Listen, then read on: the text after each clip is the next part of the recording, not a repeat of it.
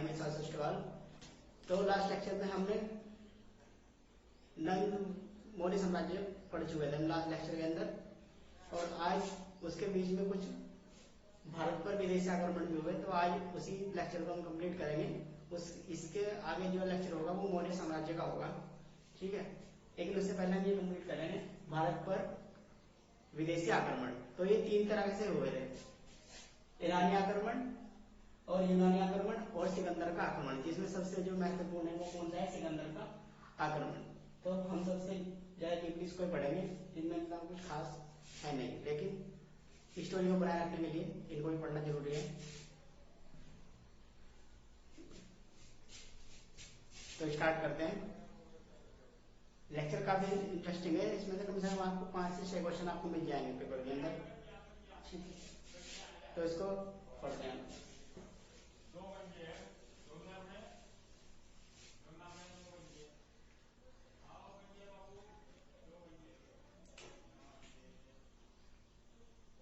तो पढ़ते पहले ईरानी आक्रमण।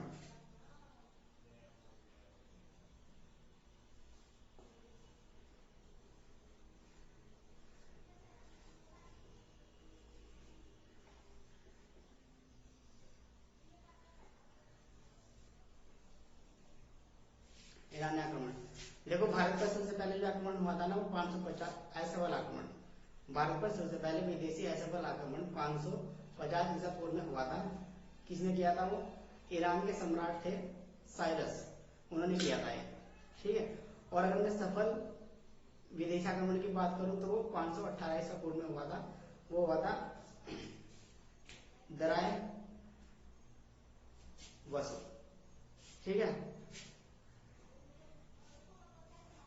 दराय वसु फर्स्ट के द्वारा किया गया था वो आक्रमण, ठीक है, 518 ईसा पूर्व में, ठीक। और ये दोनों कहाँ थे? ये हकमनी, एक हकमनी नाम का वंश था, ये दोनों के दोनों वहीं के सम्राट थे, ये दोनों के दोनों, ठीक।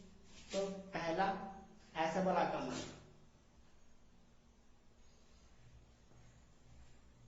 भारत पर पहला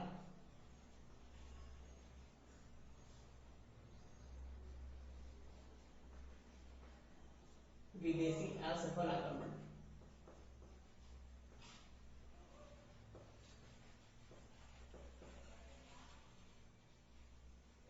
कब हुआ? 550 ईसा पूर्व में, 550 ईसा पूर्व में। किसके द्वारा? साइरस के द्वारा।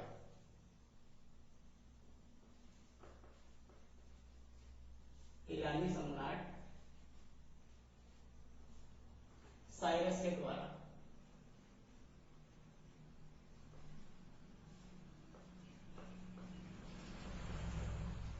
साइरस के द्वारा किया गया।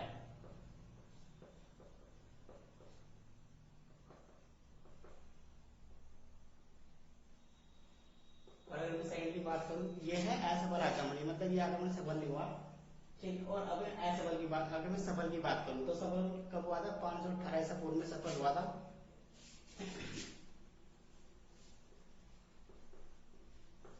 भारत पर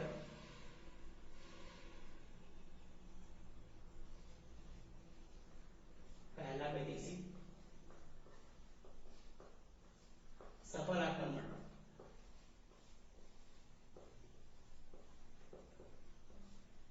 एक हुआ था 518 ईसा पूर्व में, 518 ईसा पूर्व में। किसके द्वारा हुआ था? ये डेरियस द्वारा, डेरियस या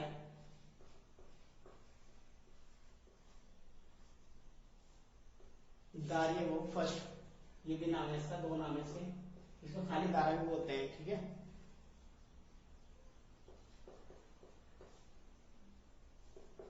और ये दोनों जो साइरस और डेरियस थे, ये दोनों कहां थे? ईरानी हकमनी वंश के सम्राट थे दोनों दोनों। ये दोनों हकमनी हकमनी वंश के सम्राट थे,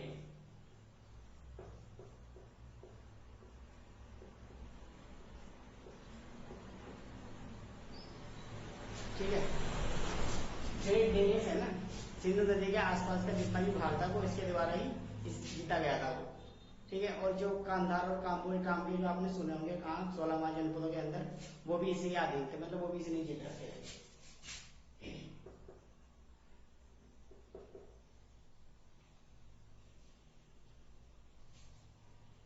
तो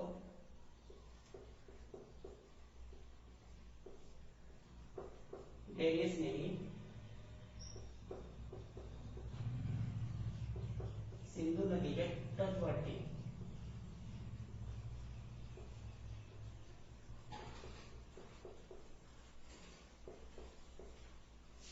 भागों को, सिंधु नदी के जो आसपास के क्षेत्र थे वो सारे इसने क्या कर रखे थे, अधिकार कर रखे थे, यानी कि इसका अधिकार था उनके ऊपर।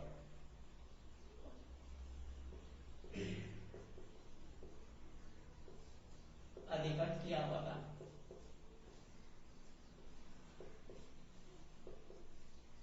अधिकृत किया हुआ था। काम्बोज तथा कांधार जैसे भाग भी इसी के पास है। ठीक है, कांधार और काम्बोज, कांधार और काम्बोज, काम्बोज बोलते हैं, सॉरी, काम्बोज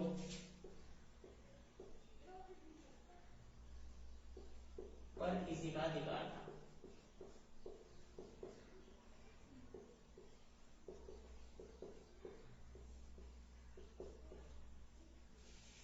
ठीक है, तो देखो जब भी ये आक्रमण हुए, ईरानी आक्रमण है, ईरानी आक्रमण है, तो क्या हुआ, इससे फायदा भी बहुत हुआ क्योंकि इससे व्यापार बढ़ गया एक तो। ठीक है, और जो वहां की जो भाषा थी, ठीक है, वो भी चेंज हो गई, यानी कि इन्होंने अपनी भाषा का प्रचार किया। जो भी जिन्होंने भी आक्रमण किया ना, इन्होंने अपनी भाषा का प्रचार भी किया और कारोबार में भी इन्होंने अच्छा खासा योगदान दिया। ठीक है,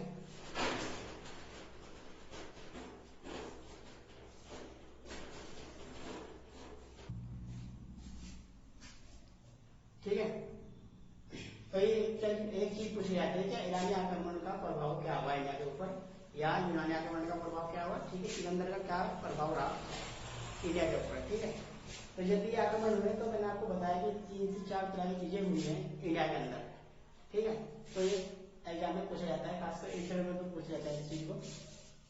ठीक, तो अब बात आती है ईरानी आक्रमण का प्रभाव। तो इधर देख लो, ईरानी आक्रमण का प्रभाव यहाँ देखो।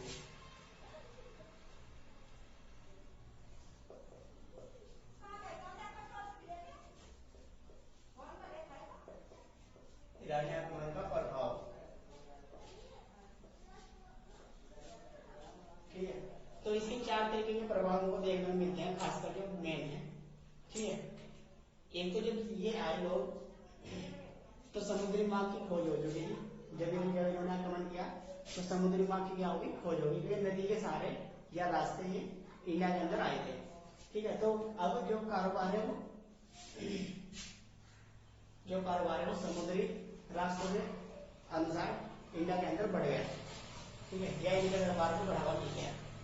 ठीक है, तो फर्स्ट क्या है इसके अंदर, क्या था, समुद्री मार्ग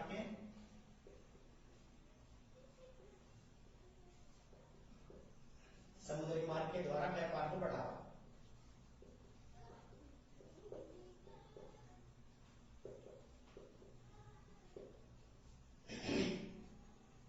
समुद्री मार्ग के द्वारा व्यापार को बढ़ावा मिल गया, पहला पॉइंट तो यही है जो सबसे इंपॉर्टेंट है। ठीक है, देखो जब लास्ट लेक्चर में हमने पढ़ा था तो जो मगध था वो पूर्वी साइड में था।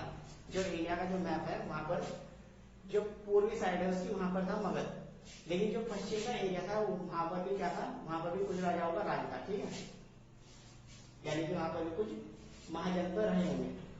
ठीक है, पढ़ेंगे जब हम सिकंदर का आक्रमण पढ़ेंगे तब पढ़ेंगे। ठीक है, तो वहां पर ना एक लिपि बोली जाती थी, खरोष्टी लिपि। ठीक है, तो इसकी खास बात क्या होती थी, ये दाएं से बाएं ओर लिखी जाती थी। ठीक है, दाएं से बाएं ओर लिखी जाती थी और इसको खरोष्टी लिपि कहते हैं। इसका प्रचार इस टाइम पे सबसे ज्यादा हुआ ईरानी आक्रमण पर खरोष्टी का, इसको कैसे लिखते हैं, खरोष्टी लिपि, खरोष्टी लिपि, खरोष्टी लिपि का प्रचार। ठीक है, दाएं से बाएं ओर लिखी जाती थी, के अंदर।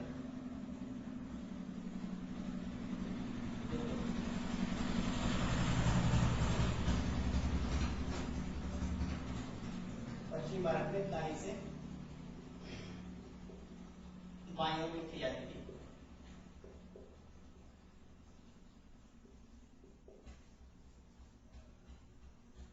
दाएं से बाएं ओर लिखी जाती थी। ठीक है, खरोष्टी लिपि का प्रचार हुआ। तो ये खरोष्टी लिपि क्या है, पश्चिम भारत में दाएं से बाएं ओर लिखी जाती थी। ठीक है, उसके बाद जो जब ये ईरानी का आक्रमण हुआ तो इनकी भी एक लिपि हुआ करती थी, उसको बोलते थे अमराइक लिपि। इन्होंने जब आक्रमण किया तो इन्होंने उसका भी प्रचार किया।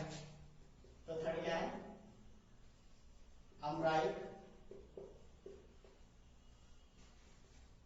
लिपि का प्रचार।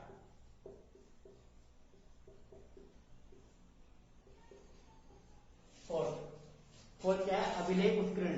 अभिलेख उत्कीर्ण कराने की प्रथा स्टार्ट कर दी इन्होंने। ठीक है, अभिलेख तो हम सबको पता है, जो भी टाइल्स वगैरह होते हैं उनके ऊपर जो भी राजा लोग पहले लिखा देते हैं उसको क्या बोलते हैं, अभिलेख। ठीक है, अभिलेख उत्कीर्ण।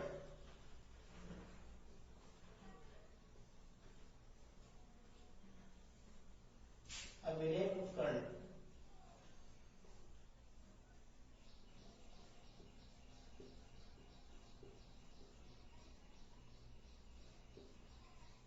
अभिलेख उत्कीर्ण की प्रथा प्रारंभ हो चुकी थी। तो ये 4 पॉइंट हैं। जब ईरानी आक्रमण इंडिया के अंदर हुआ तो ये 4 बदलाव देखने को मिले, या ये 4 चीजें इंडिया में देखने को मिली।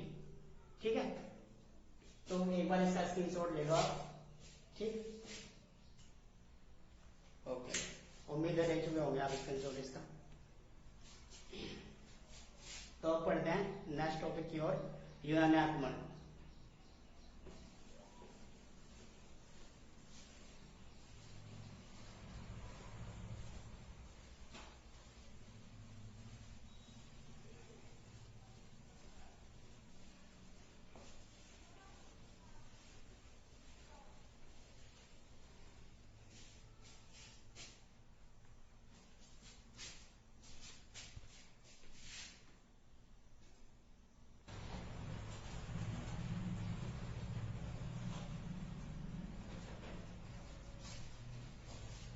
तो पढ़ते हैं यूनानी आक्रमण। यूनानी आक्रमण में क्या है, सिकंदर का आक्रमण। ठीक है, तो इससे पहले सिकंदर का कुछ इंट्रोडक्शन देख लेते हैं। ठीक है, महान सिकंदर बोलते हैं इसको लोग।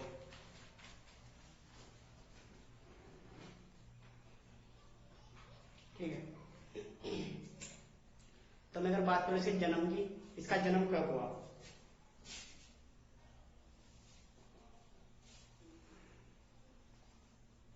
तो जन्म इसका हुआ था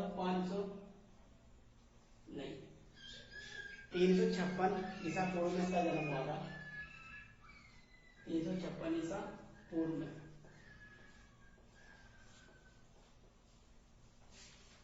ये कौन था, ये फिलिप का लड़का था। यानी कि इसके पिता कौन थे, फिलिप।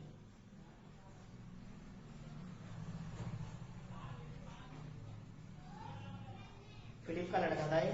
ठीक है, और फिलिप कौन था, ये मकदूनिया का शासक था। ठीक है, यूरोप के अंदर एक मकदूनिया नाम की जगह है। ठीक है, वहां का शासक था ये। ठीक, देखो इसने भारत मिशन अभियान शुरू किया, यानी कि भारत को जीतने का अभियान शुरू किया इसने 326 ईसा पूर्व के अंदर।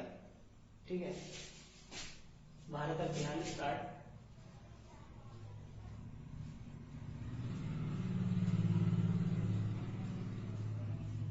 भारत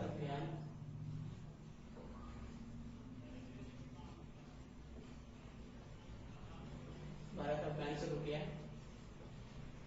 326 ईसा पूर्व में।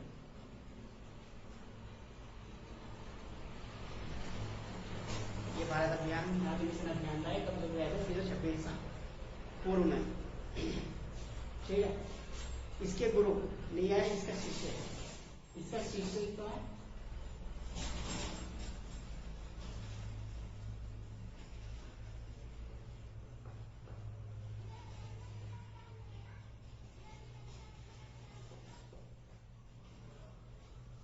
अरस्तु। ठीक है, इसका शिष्य था अरस्तु।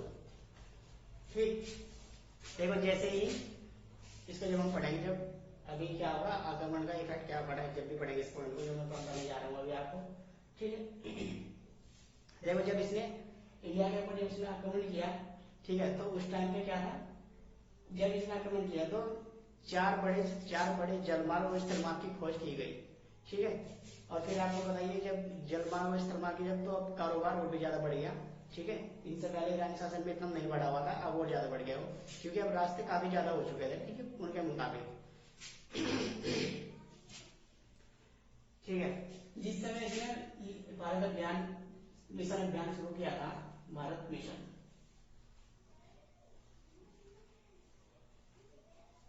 जिस समय इसने भारत मिशन अभियान स्टार्ट किया था ना, उस टाइम पर किसका शासन था मगध के ऊपर, उस टाइम मगध के ऊपर नंद वंश का शासन था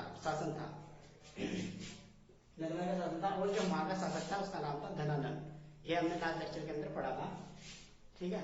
कौन सा, मगध साम्राज्य पढ़ा था, उसके अंदर था, ठीक है।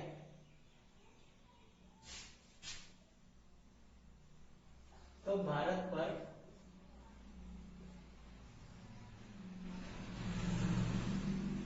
आक्रमण के समय,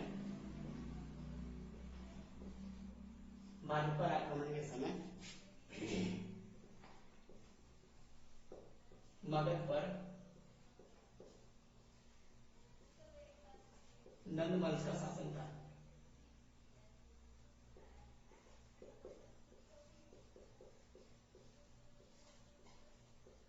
नंद वंश का शासन था, और यहाँ का शासक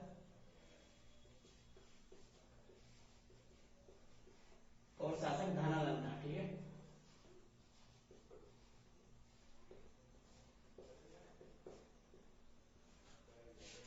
नंद वंश का शासक था और शासन किसका था, धनानंद का, ठीक है।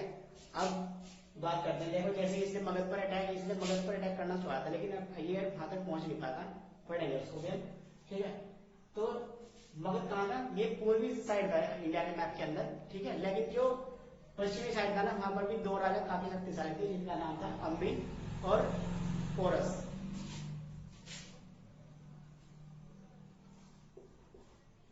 इस समय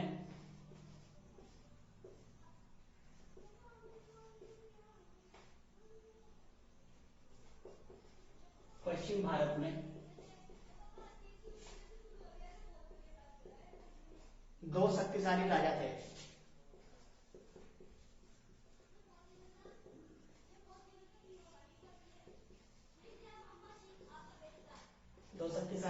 कौन सा, एक तो था कौन, अम्बी,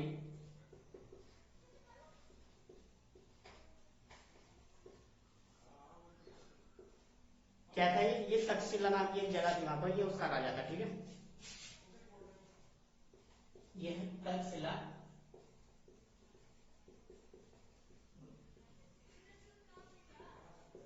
ये है तक्षशिला का राजा था। और सेकंड था मोस्ट इंपोर्टेंट, पोरस।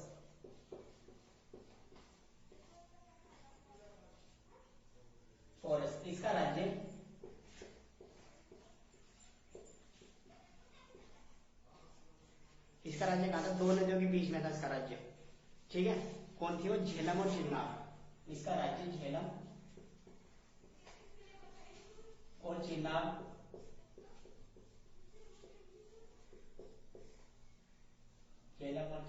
दो नदियों के बीच था।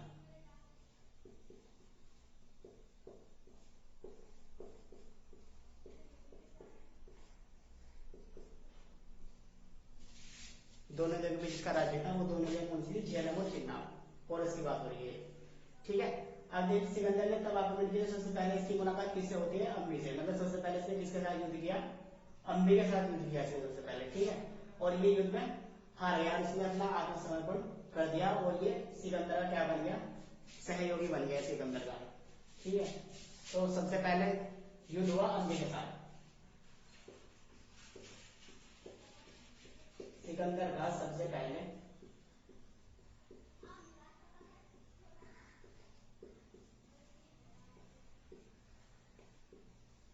युद्ध हुआ अम्बी के साथ,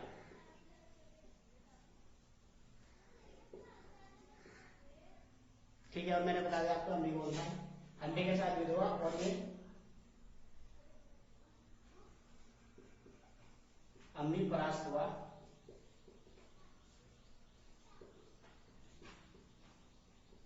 और सिकंदर का सहयोगी बन गया।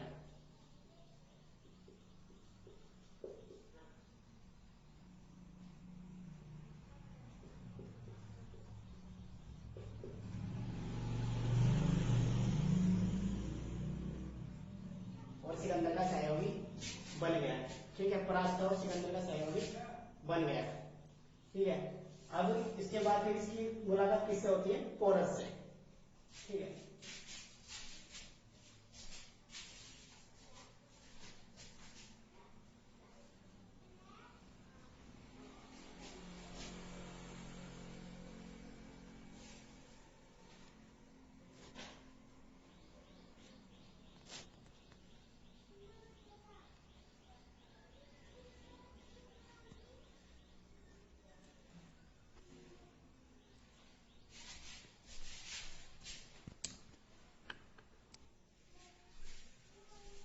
अब इसके बाद जो हुआ पोरस के साथ में।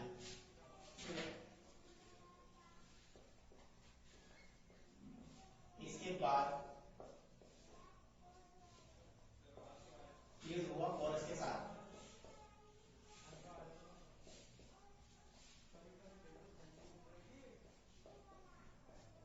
पोरस के साथ कहां हुआ है? झेलम नदी के पास।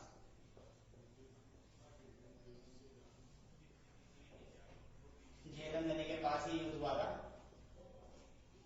झेलम नदी के पास। इसके बाद युद्ध हुआ किसका? सिकंदर का युद्ध हुआ पोरस के साथ में, कहां पर? झेलम नदी के पास। इसलिए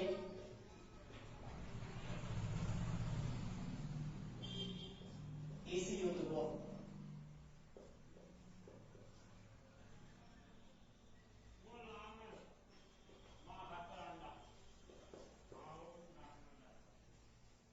झेलम का युद्ध, वितस्ता का युद्ध,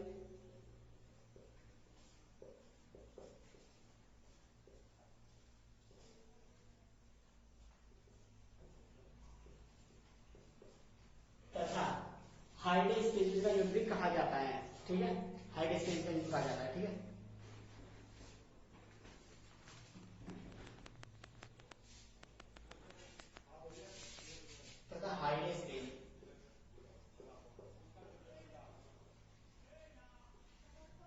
तथा हाइडेस्पेसिस का युद्ध कहा जाता है।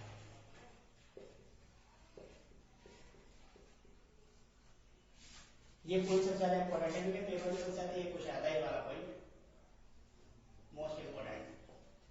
ठीक है, देखो ये हाइडेस्पेसिस है ना, ये हाइडेस्पेसिस का नाम है, ये झेलम नदी का ही नाम है। ठीक है, इसको क्या बोला जाता है? इसको बोला जाता है नोबुना के अंदर हाइडेस्पेसिस। ठीक है, या यूरोप के अंदर। ठीक है, तो इसमें क्या बोला गया? हाइडेस्पेसिस का युद्ध भी बोला गया है। ठीक है, इसमें पोरस को आगे सामना करना पड़ा। ठीक है, इसमें पोरस को हार का सामना करना पड़ा।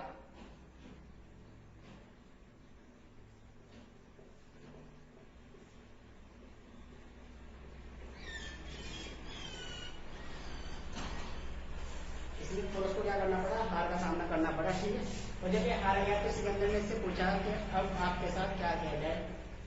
तो इसने बड़े ही अच्छा उत्तर दिया कि आप मेरे साथ ऐसा व्यवहार करिए जैसा एक राजा दूसरे राजा के साथ करता है। ठीक है, तो इसी बात से प्रभावित होकर सिकंदर ने इसको इसका राज्य वापस कर दिया। ठीक है, इसी बात से प्रभावित होकर सिकंदर ने इसका राज्य क्या कर दिया? इसको वापस कर दिया। ठीक है, अच्छा, अब इसका राज्य से वापस कर दिया। ठीक है, अभी कहा? अब ये आगे की ओर बढ़ने वाला था, क्योंकि इसकी सेना ने आगे बढ़ने से क्या कर दिया? मना कर दिया। क्योंकि ये कहां तक पहुंच चुके थे? ये व्यास नदी तक पहुंच चुके थे। ठीक है, तो उसके सैनिक ने व्यास के नदी को पार करने से मना कर दिया, क्योंकि एक तो जो उसके सैनिक थे वो उसके अंदर लोग काफी थक चुके थे, पहला कारण। दूसरा, उसके अंदर कुछ वृद्ध लोग भी थे। ठीक है, और जो सबसे इंपॉर्टेंट कारण बताया गया है वो कौन सा है? कि उनको घर की उनको घरेलू योग सुधार रहा था। ठीक है, क्योंकि 19 महीने तक ये इंडिया के अंदर रहे थे। ठीक है, तो 19 महीने ये लोग क्या हुए? साल तक ये इंडिया के अंदर रहे, तो जो उनके सैनिक थे उनको क्या घर की याद आने लगी, ठीक है, और वो थक भी चुके थे, 3-4 कारण इसके थक चुके थे, घर की याद आने लगी थी, ठीक है, और व्यास नदी को पार करना कठिन हो गया था उनके लिए, ठीक है, क्योंकि उनमें खुद कुछ वृद्ध लोग भी थे। वृद्ध का मतलब समझते होंगे आप, काफी उम्र वाले लोग, ठीक है। और जब ये स्टार्टिंग में जो सेना लाए थे जाहिर सी बात है उनकी सेना रही होगी, क्योंकि युद्ध हुए तो जाहिर सी बात है इसके भी मरे होंगे, ठीक है, इसकी भी सेना कम हुई होगी, साथ में ऐसा बयान नहीं कि इसका एक भी बंदा नहीं मरा होगा, ठीक है। तो इसकी सेना कम भी हो चुकी थी पहले के मुकाबले, ठीक है, और थक भी चुकी थी, और घर का भी योग सुधारने लगा था उन्हें, ठीक है, उसमें कुछ वृद्ध लोग भी थे, ठीक। अब क्या किया इसने जो जीते हुए अधिकतर भाग थे, वो क्या किया, देखो इसका एक पॉइंट और है, इसके सेनापति थे, इसके 2 सेनापति थे, एक तो स्थल मार्ग के लिए था, एक जल मार्ग के लिए था, ठीक है। पहला था सेल्यूकस निकेटर,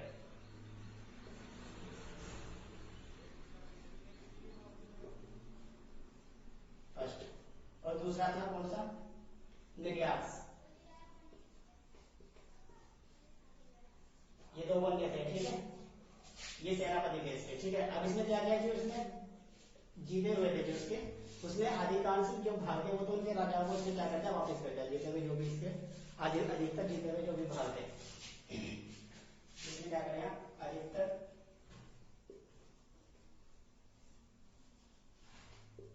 जीते हुए क्षेत्र इसने उनके शासकों को दे दिए,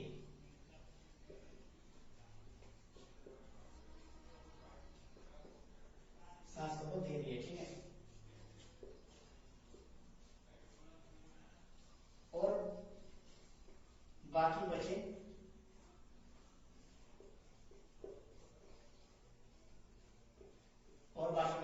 अपने सेनापति को सौंप दिए,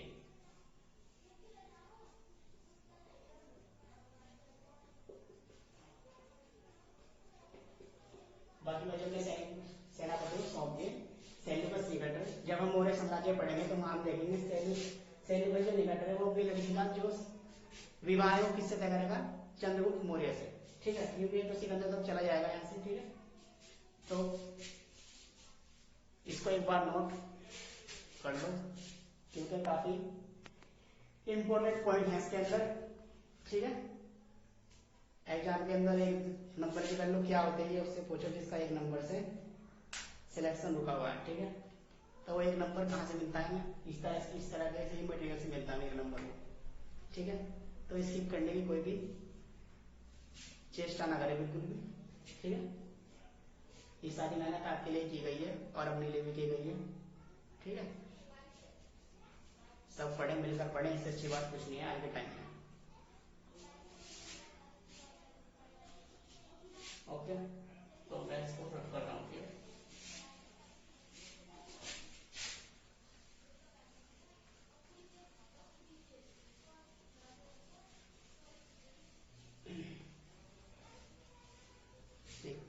तो अब बात हो चुकी है कहाँ तक कि अब ये वापस लौटेगा, क्योंकि व्यास की नदी को उसके सैनिकों ने पार करने से कर दिया है मना, ठीक है। एक पॉइंट बोल लेते हैं, ये भारत में 19 महीने तक रहा,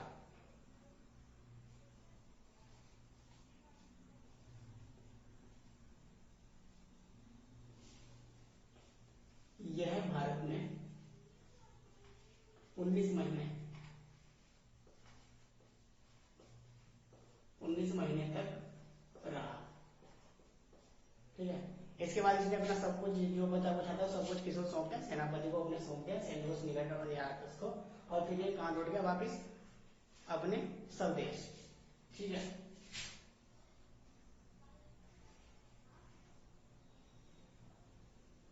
देखो इसने ना 2 शहर बसाए थे, इसने 2 नगर बसाए,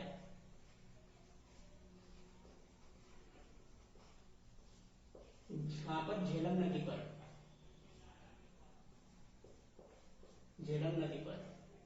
नंबर्स पे जो फर्स्ट था वो क्या था, निकिया।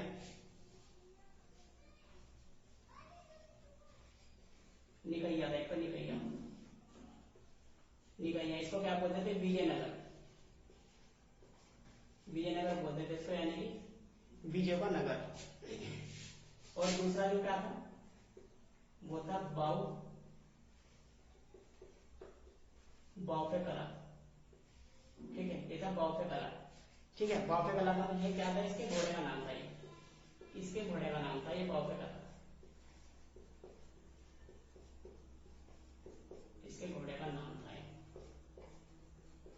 ठीक है, तो ये दो शहर इसने बसाए थे। ठीक है, अच्छा अब जिसमें शहर में बसा दिया तो अब ये वापिस हो जाएगा यहाँ से। ठीक है, वापिस जाते वक्त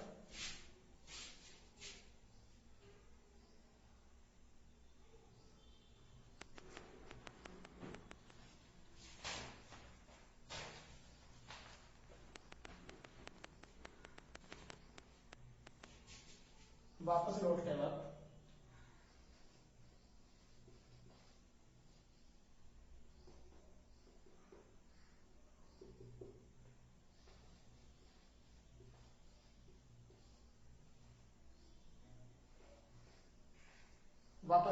लौटते वक्त या समय रास्ते में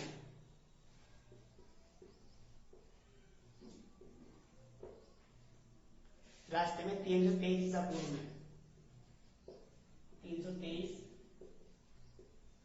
ईसा पूर्व में बेबीलोन के पास इसकी मृत्यु हो गई। ये बेबीलोन नाम की एक जगह है। ठीक है, इसको छोटा बच्चे वाला भी जरूर समझ लेना कोई भी। बेबीलोन के पास इसकी मृत्यु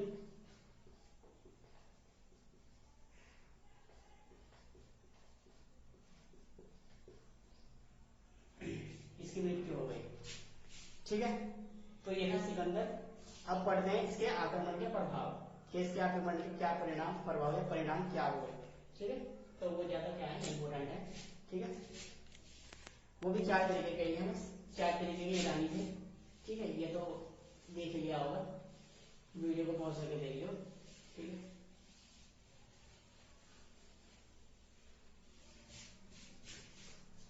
तो अब बात आती है किसकी, सिकंदर के आक्रमण के परिणाम।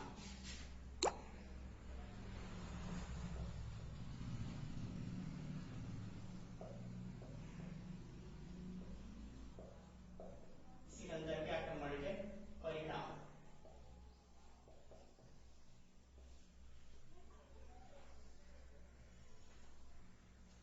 ठीक है, तो ये भी 4 तरीके हैं, 4 तरीके के हैं।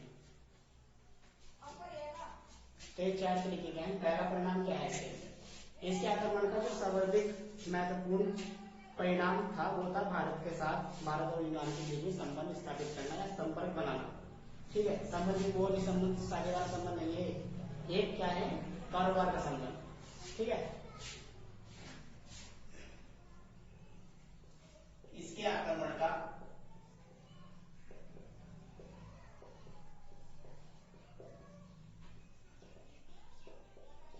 सबसे महत्वपूर्ण परिणाम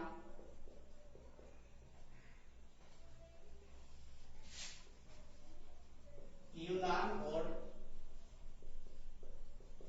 भारत के मध्य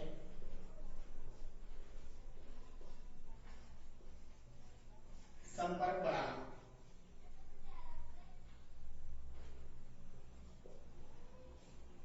संपर्क बनाना। ठीक है, ये सबसे पहला पॉइंट है और सबसे इंपॉर्टेंट भी है। ठीक है, क्योंकि इसी के बाद कोई आप जब मॉडर्न हिस्ट्री पढ़ोगे तो वहां आप देखोगे कि यूनानी कंपनी आएगी सबसे पहले डच इंडिया के अंदर, तो वो कारोबार करेगी, वो किसके रास्ते आएगी, वो किसी रास्ते आएगी, और जो उसका जिस बेस पे वो क्या करेगी, व्यापार करेगी अपना, वो सबसे वो व्यापार का जो क्या है वो कारण संपर्क बनना पहले से बन चुके थे वो। ठीक है, सेकंड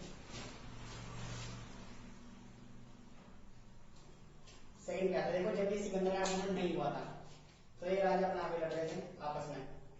ठीक है, इंडिया का राजा पर आक्रमण से पहले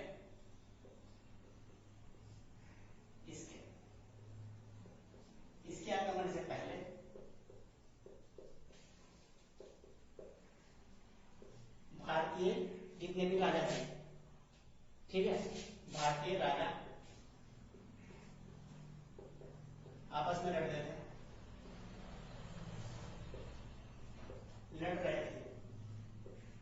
आपस में लड़ रहे थे, ठीक है। उनमें पहली बार इसके आने के बाद उनमें पहली बार एकता देखने को मिली, एकता देखने को मिली।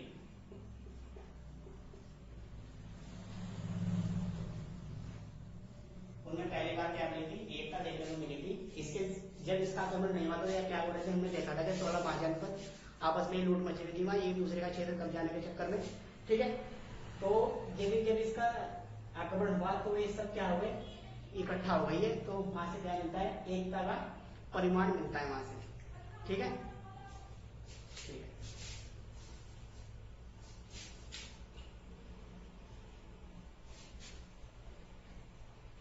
ठीक है। अब देखो, इसके आक्रमण के बाद जब इसका आक्रमण हो चुका तो इंडिया के अंदर क्या था, जो साम्राज्यवादी प्रक्रिया है ना, वो उसका विकास होने लगा, ठीक है। थर्ड पॉइंट क्या है? इसके आक्रमण के बाद भारत में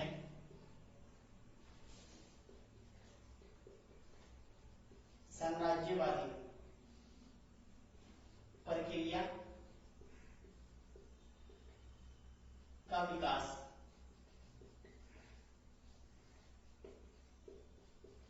होने लगा, ठीक है। इसके आक्रमण के बाद क्या हुआ? साम्राज्यवादी प्रक्रिया का क्या होने लगा? विकास होने लगा। और इसका जो अच्छा खासा एग्जाम्पल है, जो नेक्स्ट लेक्चर के अंदर पढ़ेंगे, मौर्य साम्राज्य, ठीक है। वो किस बेसिस पे था? साम्राज्यवादी बेसिस पे वो क्या था? साम्राज्य था। अगर मैं बात करूं इसका एग्जाम्पल की, तो वो है कौन? मौर्य साम्राज्य।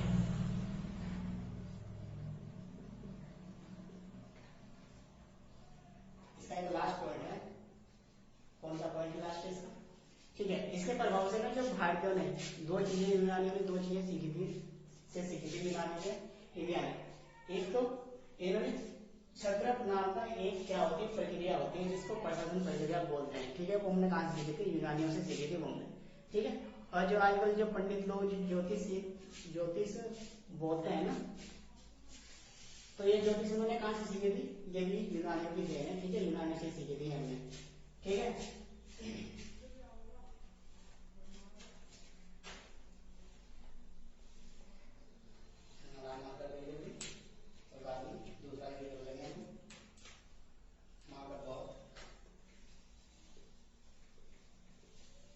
इसके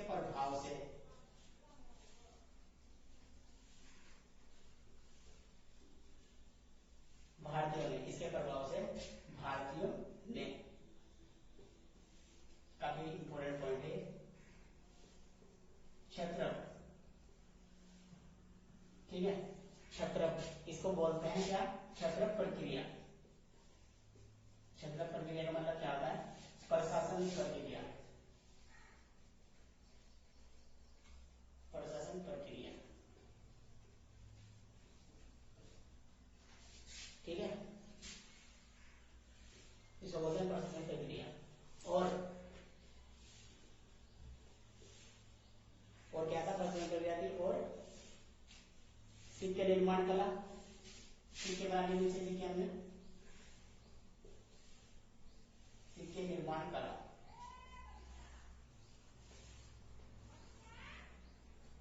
तथा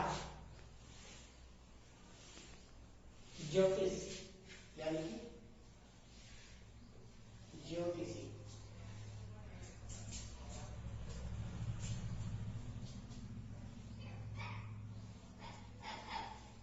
यूनानियों से सीखी थी,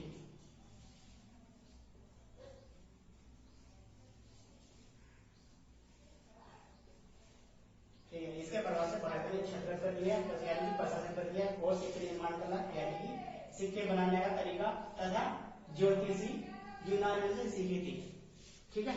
ज्योतिषी भी कहां से सीखी थी? हमने यूनानियों की देन है ज्योतिषी, ठीक है।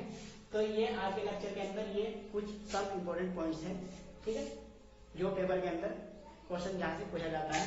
ठीक है, तो ये मुश्किल से जब आप इसको याद करोगे तो 15 मिनट का लेक्चर है, बोलिए। ठीक है, लेकिन यहाँ तो मुझे पूरा ये खोल के पढ़ाना ही पड़ता है। ठीक है, वैसे जब आप खुद पढ़ोगे तो 15 मिनट का लेक्चर है, जब आप इसके अंदर से फैक्ट निकालोगे, लेकिन जब आपको स्टोरी बदलोगे तो फैक्ट निकालने की कोई जरूरत नहीं है। ठीक है, तो अब जो नेक्स्ट लेक्चर होगा वो होगा मौर्य साम्राज्य। देखो इस लेक्चर का जो मेन बीच में डालने का जो मेन कारण था मेरा वो यही था कि जो ये चीजें हुई है ना, ये इसी टाइम पीरियड में हुई है जहां पर हमारी हिस्ट्री की क्लासें चल रही है। ठीक है, तो अगर मैं इसको बाद में पढ़ाता ना तो क्या होता है, फिर टाइम टेबल के अंदर डिस्कस हो जाता। ठीक है, इसके अंदर जिसकी अभी हो रही है उस टाइम पे ही, जिस टाइम पे हमारे हिस्ट्री के लेक्चर चल रहे हैं, तो इसको पढ़ाना मुझे लगा कि जरूरी है। ठीक है, ताकि स्टोरी के पॉइंट ऑफ व्यू से भी ठीक है। ठीक है, क्योंकि एक तरफ तो चल रहा है जो इंडिया के अंदर जो सारे साम्राज्यवाद हैं या वंश हैं वो चल रहे हैं। ठीक है, उनके बीच में ही फिर क्या है ये चीज आ रही है। ठीक है, तो इसको भी पढ़ना जरूरी था। ठीक, तो अब इसका जो बाद नेक्स्ट लेक्चर होगा हमारा वो होगा मौर्य साम्राज्य के ऊपर। ठीक है, क्योंकि हम नेक्स्ट लेक्चर में मौर्य साम्राज्य की नींव हमने रख चुके थे हम। ठीक है, तो इसके अब जो नेक्स्ट लेक्चर करेंगे उसमें स्टार्ट करेंगे मौर्य साम्राज्य। ठीक है, तो मिलते हैं नेक्स्ट लेक्चर के अंदर। ठीक है, थैंक यू वेरी मच।